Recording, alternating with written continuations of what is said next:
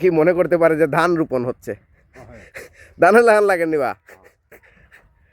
তো আসলে এটা ধান নয়, এটা হচ্ছে পেঁয়াজ। সম্মানিত দর্শক, আমি কৃষ্ণপদ দেবনাথ, উপসহকারী কৃষি কর্মকর্তা। এই মুহূর্তে আছি ফেঞ্চুগঞ্জ ইউনিয়নের উত্তর ইসলামপুর গ্রামে। আমরা যে মাঠটিতে আছি, এই মাঠটিতে আমরা দেখতে পাচ্ছি যে পেঁয়াজের চারা আজকে রোপণ হচ্ছে। এই যে পেঁয়াজের চারা আমরা রোপণ চলছে। এখানে আমাদের কৃষক ভাই মিরজান ভাই এবং আরও দু একজন আছেন, তারা পেঁয়াজের চারা রোপণ করছেন। এবং পেঁয়াজের চারা রোপণ করতে হলে কোনো কোনো জায়গায় আমরা দেখেছি যে শুকনোভাবেও কিন্তু চারা রোপণ করা যায়, শুকনো জমিতে।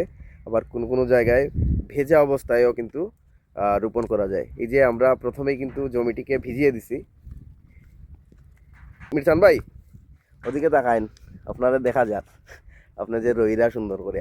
ওই যে পানি যে দিলা জমির মধ্যে, কোন সময় দিছেন পানি লাগাইছেন? সকালে। সকালে পানি লাগাইছেন নানি? তো পানি তো থাকতো নাই কেন নানি? না, তো একটু পরে শুকাই দিব। একটু পরেই শুকাই দিব। এটাই হচ্ছে, পানি থাকবে না। পানি যদি থাকে তাহলে কিন্তু পেঁয়াজের চারা পচে যাবে। এবং আমাদের কৃষক ভাইয়েরা কিন্তু খুবই কর্মঠ, পরিশ্রমী।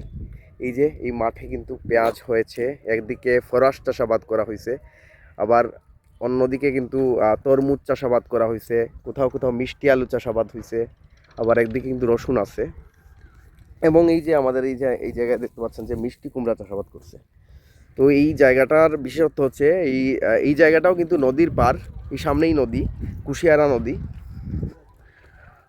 তো আমাদের এখানে কিন্তু দেখতে পাচ্ছি যে একজন কৃষক, বৃদ্ধ একজন মানুষ। নাম কি আপনার?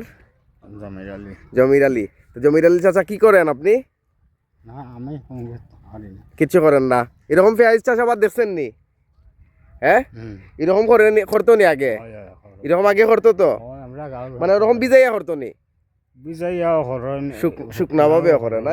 তো ওই যে আমরা লাইন থেকে লাইনের দূরত্ব 6 ইঞ্চি এবং চারা থেকে চারা 5 ইঞ্চি প্যাক করিয়া রইন নানি। তো লাইন থেকে লাইন আমরা 6 ইঞ্চি এবং চারা থেকে চারা 5 ইঞ্চি। এই হচ্ছে পেঁয়াজের চারা। এই চারাগুলো কিন্তু আমাদের সুব্রত দেবনাথ স্যার, উপজেলা কৃষি অফিসার, তিনি এনেছেন। বাইরে থেকে আনা হয়েছে গতকাল কিন্তু আমাদের মিরচান ভাই তারা আমাদের উপজেলা থেকে এই চারাগুলো কালেক্ট করছে। তো এইটা একটা প্রদর্শনী। আজকে অনেকেই মনে করতে পারে যে ধান রোপণ হচ্ছে, ধানের লাগান লাগেননি বা? তো আসলে এটা ধান নয়, এটা হচ্ছে পেঁয়াজ।